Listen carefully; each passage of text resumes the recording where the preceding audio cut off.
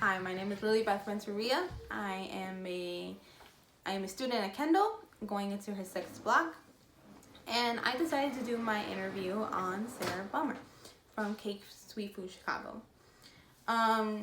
Little facts about her is that she used to attend the French pastry school here in Chicago, and right after graduation, she went to Amy Beck Cake Design, and after 2 years, she was named head cake decorator.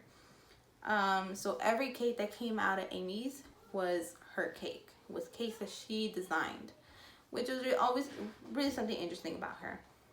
She then's been working at Cake for the last couple years, and she's the manager and head decorator. I've been able to work really closely with her actually, and she's always been a really good person to me. Always gives me lots of great tips when I have trouble, when I'm doing my own cakes, and we've always gotten along really, really well. I'm actually going to be doing my internship at Cake, so I'll be able to work a little bit more closely with her. So these are the following questions that I actually asked her. So how difficult is it to find a cake decorator, and what kind of training are you normally looking for? She answers with, it's a lot more difficult than you would expect because there is such a high standard and not everybody has the skill. She said that we used to have a lot of interns and I wouldn't even let them touch a cake. And mostly because they would claim that they're amazing when I would see their work and it wasn't up to par to me. And so she wouldn't let them do anything that was important. Training wise, you want to start off with basics. So you'd be able to do some like piping, some borders, maybe some rosebuds, anything that is very basic and you should be able to know how to do. She said they used to have a lot of stages at Amy's and they would make them do the things that they didn't want to do, but that was their way of seeing if they were able to handle everything. And she says you can always see from their work if they actually have the potential. From there, she's able to decide if they're a good decorator or not. So my second question is, when employees are having a conflict, what do you do to solve the problem?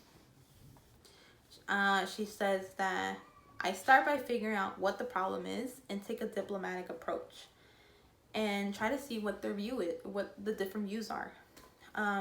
It's mostly about using your judgment to see who is actually correct in the situation. But at the end of the day, it's a team thing. You have to be able to put your problems aside because you are a team. She says I can't be able to take sides or anything because that's not my job. Sorry, someone's in here. But I can't. She's like, but at the end of the day, you're working as a team. You have to be able to solve your problems as a team. So then I asked her, how do you motivate a staff member? What tips have you learned that would actually help others?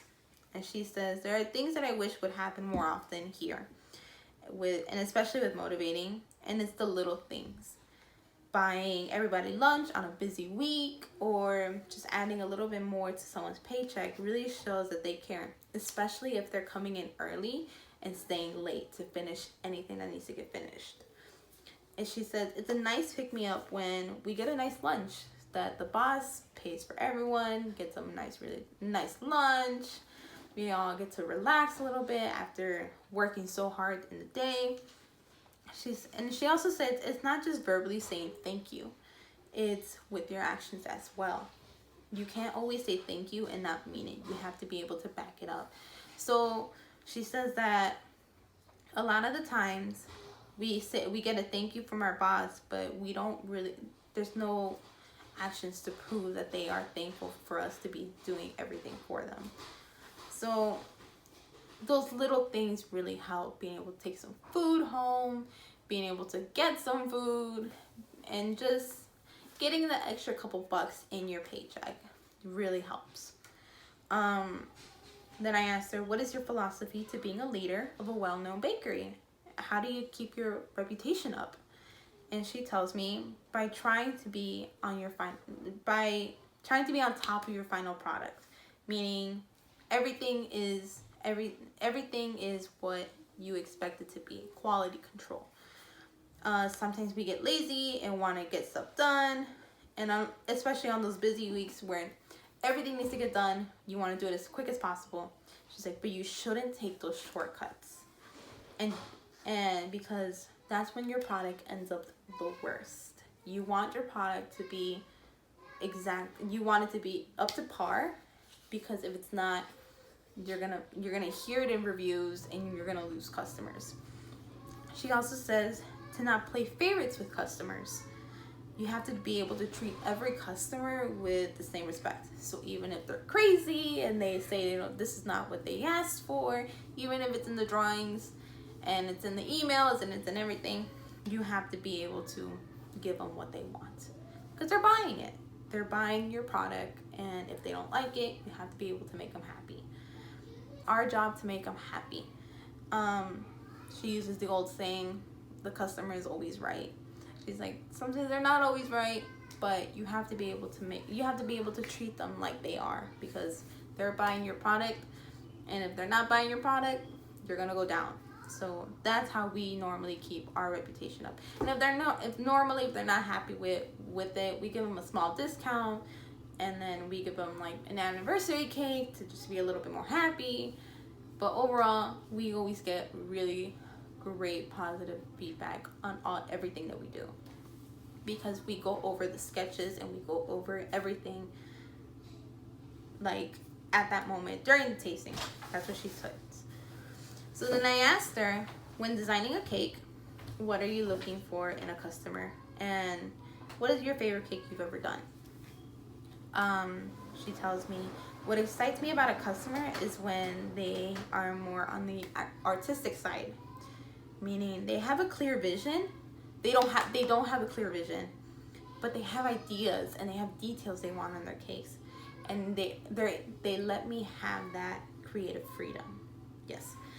And funny thing that she said during the interview was, I don't like my pumpkin spice girls, meaning I don't like those customers who want basic cakes, white on white, flowers, floral, plain, make them look like my dress. Those types of cakes I try to avoid as much as possible. I try to give them more ideas, but you know, customers want what they want. Those are not my favorite cakes though. She says, if a modern couple comes in a tasting, that's when I have the most fun, because their aesthetic is usually my aesthetic. It's the trendy things, it's the out of the box things, anything that kind of relates to the couple instead of the actual wedding. She says, I love using colors and textures and unique items. I love using painting techniques on there. I love using splashes, dark colors, anything like that on a cake really excites me.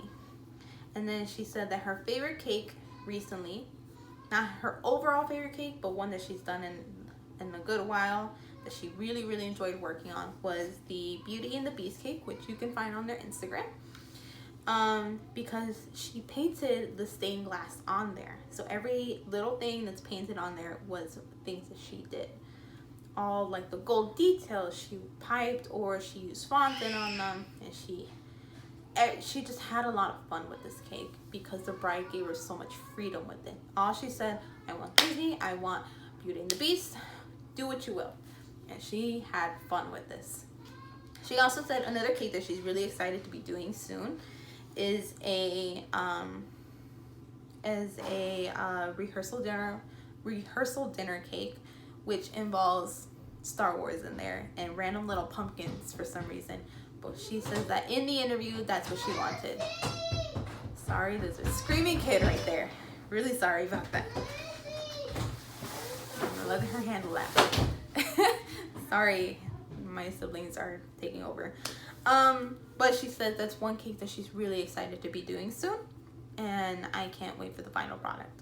So that has been my question and answered with the amazing Sarah Bummer from Cake Sweet Food Chicago. So yeah, she she had a lot of very honest things to say, and I really appreciated that from her, mostly because she is someone I do look up to a lot. And yeah, so thank you again, and thanks.